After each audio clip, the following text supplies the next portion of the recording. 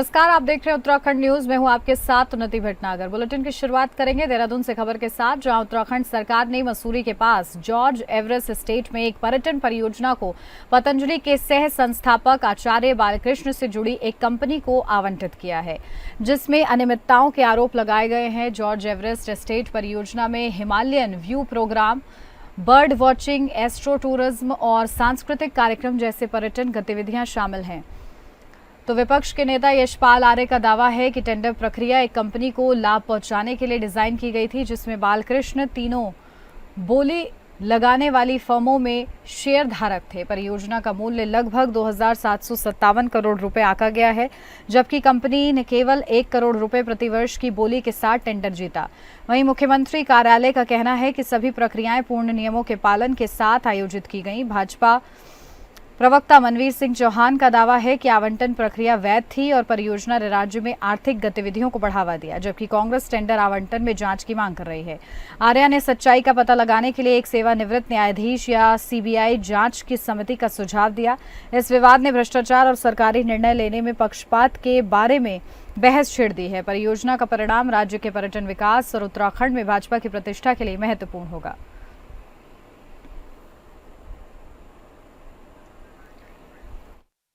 एक ही व्यक्ति तीनों ही कंपनियों में स्टेक होल्डर है, तो भाई क्या मेहरबानी है ऐसी सरकार की, क्या मजबूरी है ऐसी सरकार की, किसी कंपनी को जो है आपने ठेका देना है। मैं समझता हूं कि इस पर जो है गहनता से जो है कंपनियों के परिप्रेक्ष्य में जो है छानबीन होनी चाहिए। टेंडर दिया नहीं जाता, टेंडर लिया जाता है। अब हमने मान लो कोई टेंडर फ्लोट किया, अब टेंडर फ्लोट तो हुआ होगा, नेशनल लेवल पे हुआ होगा, बड़ा टेंडर होगा, ऐसा तो है नहीं कोई छोटा मोटा टेंडर होगा और ऑनलाइन होगा, ये टेंडरिंग हो रही होगी, ज़्यादा मैं समझता हूँ। ऑल्दो मैं नहीं जानता कि क्या हो रहा है, क्योंकि आपने बताया मुझे, लेकिन जो मैं एक मेयर रहा हूँ तो मुझे थोड़ा सा टेंडर किस तरह होते हैं, क्या होते हैं, थोड़ा उसका अनुभव है मुझे। तो ऑल इंडिया लेवल पे टेंडर कॉल किए गए होंगे। अब उसमें कौन कंपनियाँ टेंडर में आती हैं, ये तो कंपनियों पर डिपेंड करता है। राज्य आपातकालीन परिचालन केंद्र में राष्ट्रीय आपदा प्रबंधन प्राधिकरण के सदस्य एवं विभागाध्यक्ष राजेंद्र सिंह की अध्यक्षता में बैठक की गई। हाल ही में राज्य में हुई प्राकृतिक आपदाओं से हुए नुकसान का विस्तृत मूल्यांकन किया गया, साथ ही राहत एवं बचाव कार्यों की प्रगति की समीक्षा की गई। बैठक में वर्तमान में चल रहे राहत कार्यों की गति को और अधिक तेज करने के निर्देश दिए। प्रभावित क्षेत्रों में राहत सामग्री की निर्बाध आपूर्ति, चिकित्सा सेवाओं की उपलब्धता, साथ ही अस्थायी पुनर्वास शिविरों की व्यवस्था को प्राथमिकता देने के भी निर्देश दिए गए। बैठक में राज्य आपदा प्रबंधन प्राधिकरण, स्वास्थ्य विभाग, राजस्व विभाग, पुलिस, फायर सर्विस और नगर निगम के वरिष्ठ अधिकारी उपस्थित रहे।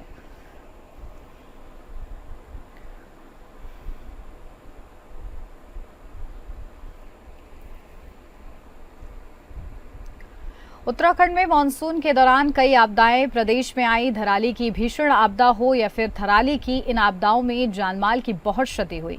आपदा सचिव विनोद कुमार सुमन का कहना है कि आपदा को देखते हुए प्रधानमंत्री नरेंद्र मोदी ने उत्तराखंड का दौरा किया।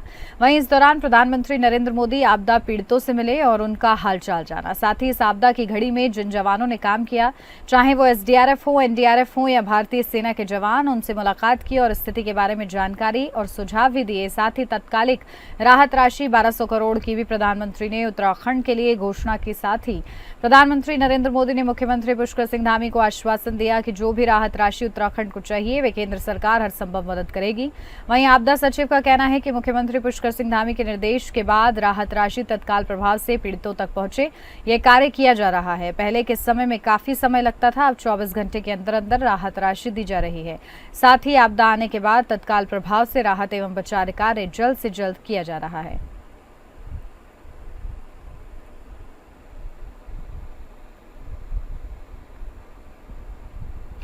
उत्तराखंड कांग्रेस ने प्रदेश में आई आपदा के बाद राहत पैकेज के लिए केंद्र सरकार की ओर से दिए जा रहे 1200 करोड़ रुपए को ऊंट के मुंह में जीरा बताया है। उत्तराखंड के पूर्व मुख्यमंत्री, कांग्रेस के वरिष्ठ नेता हरीश रावत और पूर्व प्रदेश अध्यक्ष प्रीतम सिंह ने प्रधानमंत्री के दौरे को लेकर अपनी प्रतिक्रिया दी है। उन्होंने कहा है कि प्रधानमंत्री से आपदा राहत को लेकर बड़ी अपेक्षा थी। उत्तराखंड में इस बार दैवीय आपदा से धन हानि के साथ साथ जन हानि भी हुई है और केंद्र सरकार की ओर से दिए गए पैकेज उनकी निंदा करते हैं। प्रधानमंत्री उत्तराखंड के आपदाग्रस्त क्षेत्र के दौरे पर आए, पर उन्होंने राज्य और राज्य के आपदा प्रभावित लोगों को निराश किया है। प्रधानमंत्री को और केंद्र सरकार को राज्य को एक उचित धनराशि को देनी चाहिए। प्रधानमंत्री ने आपदाग्रस्त क्षेत्रों में आपदा के कारणों पर बात नहीं की। उन्होंने कहा कि आपदा के जो कारण हैं उन कारणों पर राष्ट्रीय रणनीति बनाई जानी चाहिए और इसके लिए हमने केंद्र सरकार से मांग की है। धराली आपदा में हुई क्षति को राज्य सरकार पर केंद्र सरकार को गंभीरता से लेना चाहिए और धराली को इस तरह पुनर्जीवित किया जाए जिस तरीके से वह पहले था। उन्होंने कहा कि राज्य सरकार धराली आपदा में पुनर्वास के लिए सुरक्षित स्थान ढूंढे और सुरक्षित स्थान के लिए स्थानीय लोगों की सलाह ले।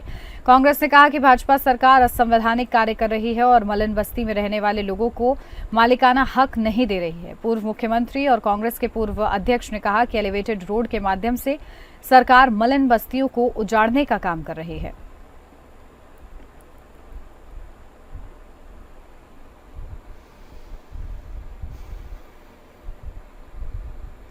तो देखिए किस तरीके से आपदा राहत पैकेज जो प्रधानमंत्री की ओर से दिया गया है उस पर लगातार विपक्ष जो है सवाल उठा रहा है और विपक्ष ने उस पैकेज की निंदा की है और कहा है कि प्रधानमंत्री से सभी को बहुत ज़्यादा अपेक्षाएं थी लेकिन वो अपेक्षाएं पूरी नहीं हो पाई हैं और इस तरीके के गंभीर आरोप लगाए हैं कि सिर्फ प्रधानमंत्री ने निरीक्षण किया है और ऊंट के मुंह में जीरा जैसे उन्होंने राहत पैकेज दिया है। तो लगातार ये सवाल कांग्रेस पार्टी की ओर से उठाए जा रहे हैं। इससे पहले भी लगातार बड़े नेता बयानबाजी कर चुके हैं प्रधानमंत्री के दौरे को लेकर और उन्होंने जिस तरीके से राहत पैकेज का ऐलान किया है उसकी भी निंदा कांग्रेस पार्टी की ओर से की जा रही है। तो 1200 करोड़ रुपए राज्य के लिए दिए गए हैं। ये ऊंट के मुंह में जीरे जैसा होगा क्योंकि जिस तरीके से क्षति हुई है, क्योंकि जनहानि भी हुई है और इसी के लिए लगातार विपक्ष की ओर से इस तरीके के सवाल उठाए जा रहे हैं। तो सत्ता पक्ष इसे कह रही है कि लगातार केंद्र सरकार सहयोग कर रही है। आगे भी केंद्र ने सहयोग का आश्वासन दिया है लेकिन इस आश्वासन से विपक्ष ज़्यादा खुश नहीं है बल्कि इस पर सवाल खड़े कर रहा है कि आखिर किस तरीके से प्रदेश की जनता को राहत पहुंचाने के लिए क्या कुछ किया जा रहा है।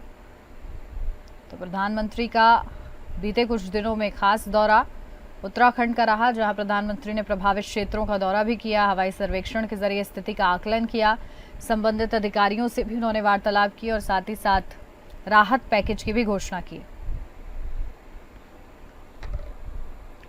बढ़ते हैं आगे। उत्तराखंड में बारिश का दौर लगातार जारी है। कई जगहों पर तीव्र बारिश से जनजीवन अस्त व्यस्त हो गया है। मौसम विभाग ने 16 सितंबर तक के लिए मौसम का पूर्वानुमान जारी किया है। कई जिलों में बारिश तो कुछ जगहों पर आकाशीय बिजली चमकने के साथ तीव्र से अति तीव्र बारिश होने की चेतावनी दी गई है। देहरादून सहित कई जिलों के लिए मौसम विभाग ने भारी बारिश का अलर्ट जारी किया है। इन जिलों में रुद्रप्रयाग, पिथौरागढ़, नैनीताल, बागेश्वर, चंपावत, चमोली, पौड़ी, गढ़वाल, उत्तरकाशी भी शामिल है। लोगों को मौसम को लेकर सावधान किया गया है। कुछ जगहों पर रुक रुक कर बारिश का दौर जारी रहेगा तो कई ऐसे स्थान हैं जहां पर भारी से बहुत भारी बारिश की संभावना जताई जा रही है। मौसम विभाग के निदेशक चंद्र सिंह तोमर ने मौसम को लेकर कहा कि अगले 48 घंटों के दौरान प्रदेश के कई हिस्सों में भारी से बहुत भारी बारिश हो सकती है। कुछ स्थानों में बिजली गिरने की भी संभावना जताई गई है।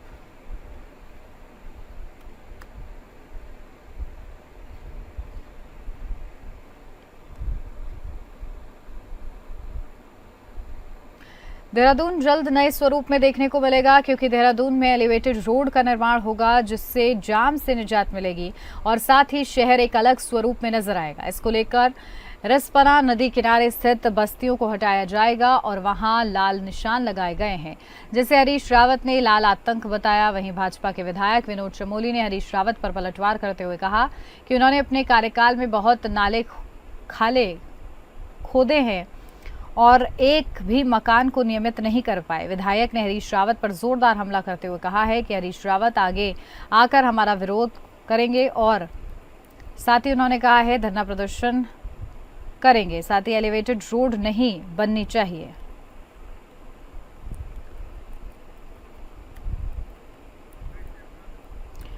अपडेट ले लेते हैं। हमारे संवाददाता योगेश सेमवाल हमारे साथ जुड़ गए हैं। योगेश, क्या कुछ जानकारी मिल रही है? किस तरीके से हरीश रावत लाल आतंक बता रहे हैं और प्रदर्शन की भी चेतावनी दी जा रही है, क्या हो रहा है? बिल्कुल, आपको बताना चाहेंगे कि उत्तराखंड की राजनीति में खासतौर पर अगर हम देहरादून की राजनीति की बात करें यहाँ पर मलिन बस्तियां जो हैं वो कुछ न कुछ समय में जाग जाती हैं, यानी उनकी राजनीति जाग जाती है। कल हरीश रावत ने एक प्रेस कॉन्फ्रेंस की और प्रेस कॉन्फ्रेंस में उन्होंने सरकार के ऊपर आरोप लगाया कि वो मलिन बस्तियों के जो नियमितीकरण है उसको छोड़कर उन्हें ध्वस्त करने की कार्रवाई करना चाहती है। क्योंकि एलिवेटेड रोड जो है वो बननी है और उसके लिए मलिन बस्तियों को हटाना होगा। इसको लेकर उन्होंने विरोध किया और कहा कि मैं धरना प्रदर्शन करूंगा अगर सरकार मानती नहीं है। इसके बाद सीधे तौर पर जो विनोद चमोली हैं, बहुत वरिष्ठ विधायक हैं भाजपा के, इसके साथ ही पूर्व में मेयर रह चुके हैं, देहरादून के कई बार मेयर रह चुके हैं, उन्होंने सीधे तौर पर कहा कि हाँ बिल्कुल हरीश रावत करे धरना, उन्हें कौन सीरियस लेता है। और वो तो ऐसे जब वो खुद मुख्यमंत्री थे उन्होंने कहा, तब उन्होंने कितना कहा ये सब चीजों को लेकर ध्यान दिया। उन्होंने कहा कि जब उनके पास मौका भी था लेकिन उन्होंने ध्यान नहीं दिया और अब वो एलिवेटेड रोड का विरोध कर रहे हैं, अब वो मलिन बस्तियों की बात कर रहे थे, ये कहाँ तक सही है? बिल्कुल, उन्होंने साफ कह दिया है कि एलिवेटेड रोड नहीं बनने देंगे, मलिन बस्तियों को नहीं हटने देंगे। ऐसे में कैसे जन समर्थन मिल रहा है इस बात पर? नहीं, जन समर्थन की बात ही नहीं है। अगर बात करें देहरादून के लोगों की, तो देहरादून के लोग अब मुझे लगता है कि ये बात अच्छे से समझ चुके हैं कि मलिन बस्तियों को कोई भी नहीं हटाना चाहता, ना भाजपा हटाना चाहती है, ना कांग्रेस हटाना चाहती है।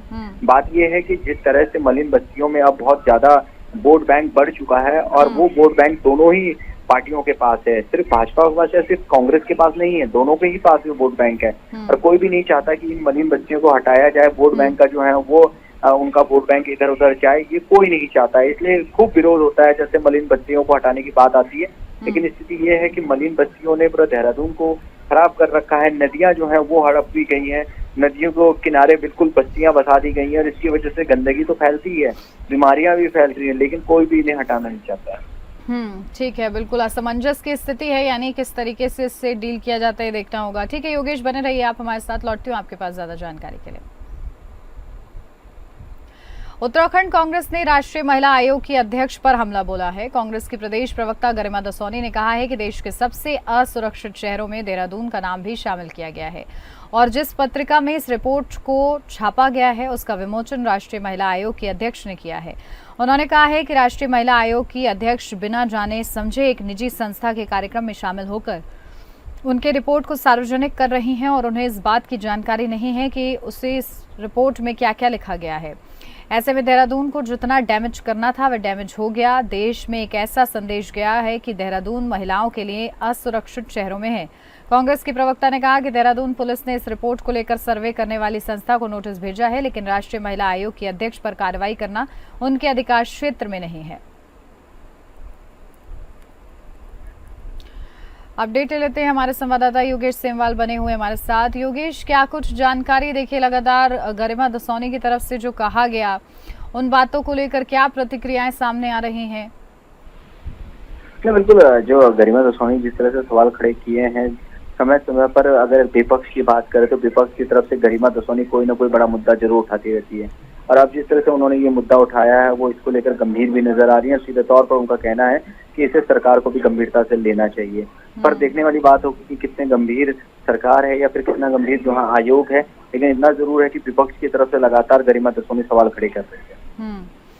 बिल्कुल, और देखिए किस तरीके से, क्योंकि महिलाओं के लिए कहा जा रहा है कि असुरक्षित हो गया है देहरादून, इसको लेकर क्या प्रतिक्रियाएं? और साथ ही साथ क्योंकि सत्ता पक्ष की तरफ से लगातार ये कहा जा रहा है कि महिलाओं की सुरक्षा के लिए बहुत काम किए गए हैं। बिल्कुल, ये अभी तक ये बिल्कुल, अगर देहरादून की बात करें तो देहरादून पुलिस ने एक प्रेस कॉन्फ्रेंस की थी और प्रेस कॉन्फ्रेंस में वो जो एसएसपी हैं देहरादून के अजय सिंह, उन्होंने एक बात कही और उस बात से बहुत लोग जो है वो इत्तेफाक भी रखते हैं। उन्होंने कहा कि ये सर्वे किस तरह से किया गया, ये सवाल खड़ा होता है और अगर सर्वे किया गया है तो हम चाहते हैं कि उन महिलाओं की लिस्ट सामने आए ताकि हम ये तय कर सकें उन महिलाओं की जो सुरक्षा है वो सुनिश्चित कर सकें कि वो आखिर वो डर क्यों रही है। क्योंकि अगर देखा जाए तो अगर देहरादून की महिलाओं से बात की जाए, उत्तराखंड की महिलाओं से बात की जाए तो शायद 100 में से 90 या 95 महिलाएं ये कहेंगी कि देहरादून पूरी तरह से सुरक्षित है रहने के लिए। शायद ही कोई ये सवाल खड़ा करेगा कि देहरादून सुरक्षित नहीं है। रात को 12-1 बजे भी आप देहरादून में घूमिए, आपको कभी भी परेशानी नहीं होगी। हल्की छेड़छाड़ की घटनाओं को अगर छोड़ दिया जाए, क्योंकि ये अमूमन भारत के हर जगह देखी जाती हैं, अगर छोड़ दिया जाए तो बाकी ऐसी कोई स्थिति नहीं है जिससे ये कहा जा सके कि देहरादून असुरक्षित है। इसी को लेकर सवाल खड़े हो रहे हैं और भले ही विपक्ष जानते हैं कि इस समय हम सरकार को घेर सकते हैं, लेकिन आम लोगों का समर्थन इस बात में मिलता हुआ नजर नहीं आ रहा है। ठीक है, बहुत शुक्रिया आपका योगेश तमाम जानकारी के लिए। सरकार अर्ध कुंभ मेला 2027 की तैयारियों में जुटी हुई है। मुख्य सचिव आनंद बर्धन ने शुक्रवार को हरिद्वार पहुंचकर कुंभ मेला क्षेत्र का स्थलीय निरीक्षण किया। मेला प्रशासन और जिला प्रशासन के अधिकारियों के साथ निरीक्षण के दौरान मुख्य सचिव ने तमाम कार्यों की जानकारी ली। मुख्य सचिव ने मेला नियंत्रण भवन में अधिकारियों के साथ मीटिंग भी की और जरूरी दिशा निर्देश भी दिए। मीडिया से बात करते हुए सीएस आनंद बर्धन ने कहा कि मेले के लिए किए जाने वाले स्थायी प्रकृति के दीर्घकालीन कार्य जल्द शुरू कर दिए जाएंगे। कुंभ मेले में शाही स्नान और अन्य आयोजनों के लिए साधु संतों के साथ चर्चा करने के बाद निर्णय लिया जाएगा। उन्होंने कहा कि अर्धकुंभ मेले को दिव्य और भव्य बनाने के लिए हर महत्वपूर्ण कार्य किए जाएंगे।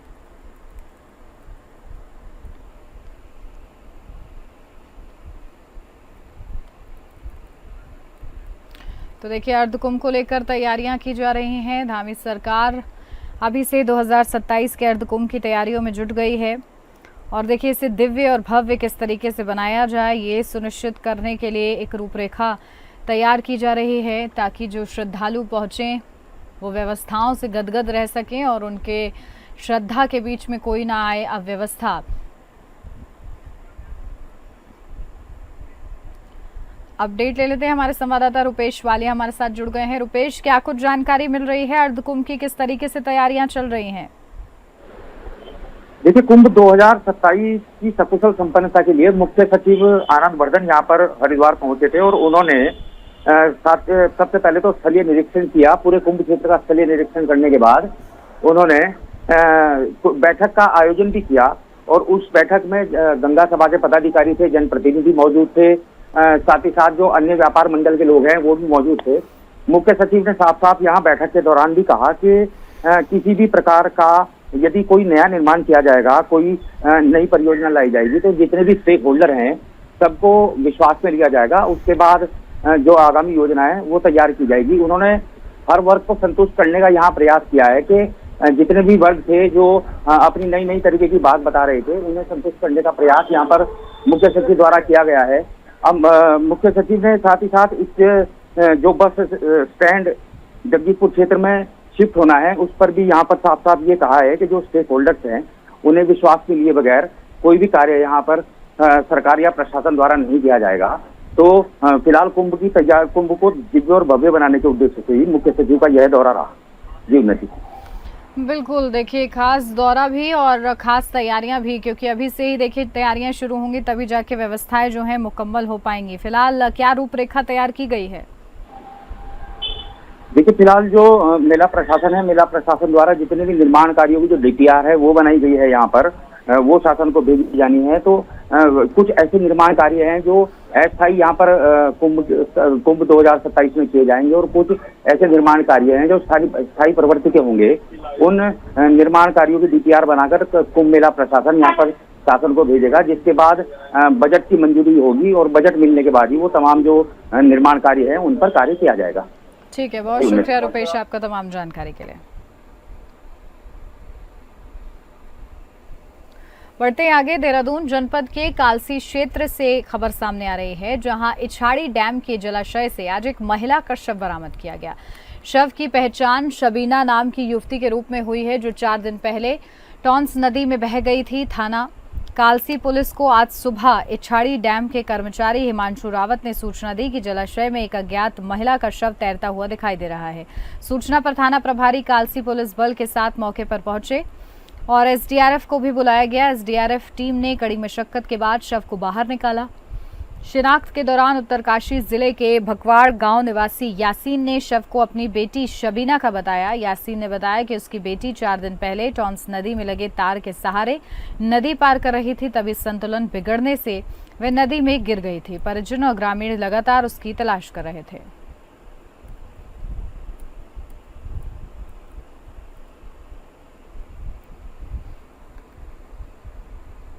हरिद्वार में बस अड्डे को शिफ्ट करने की कवायद के बीच व्यापारी वर्ग ने विरोध कर दिया है। व्यापारियों का कहना है कि बस अड्डा रेलवे स्टेशन के ठीक सामने जहां पहले से ही स्थित है वहीं रहना चाहिए और किसी भी कीमत पर वह बस अड्डा शहर से बाहर नहीं जाने देंगे। दरअसल शहर में यातायात के दबाव के चलते प्रशासन बस अड्डे को शिफ्ट कर शहर से बाहर ले जाना चाहते हैं और इसके लिए कई स्थान पर सर्वे भी हो चुका है। उधर व्यापारियों का कहना है कि बस अड्डा शिफ्ट होने से हर की पौड़ी और तमाम होटल धर्मशाला दूर हो जाएंगे, जिसका बोझ आम आदमी की जेब पर पड़ेगा। व्यापारियों ने साफ चेतावनी दी है कि किसी भी कीमत पर बस अड्डे को शिफ्ट नहीं होने देंगे।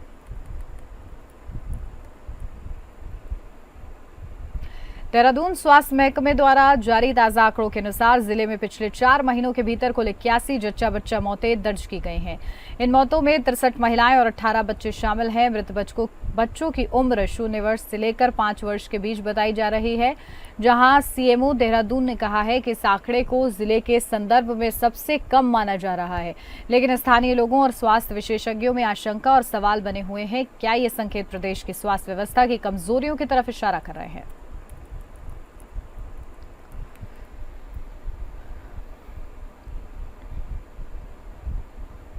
मुख्यमंत्री पुष्कर सिंह धामी के दिशा निर्देशों पर ड्रग फ्री उत्तराखंड 2025 अभियान चलाया जा रहा है। अभियान को तेज करते हुए स्वास्थ्य सचिव और आयुक्त खाद्य संरक्षा एवं औषधि प्रशासन डॉक्टर आर राजेश कुमार ने एफडीए मुख्यालय का औचक निरीक्षण किया है। सचिव ने स्पष्ट कहा है कि मुख्यमंत्री के मिशन को युद्ध स्तर पर चलाना विभाग की सर्वोच्च प्राथमिकता है और इसमें किसी भी प्रकार की लापरवाही बर्दाश्त नहीं होगी। ड्रग फ्री उत्तराखंड 2025 केवल नारा नहीं बल्कि जमीनी स्तर पर चल रहा ठोस अभियान है, जिसका लक्ष्य सुरक्षित, स्वस्थ और नशामुक्त समाज का निर्माण है।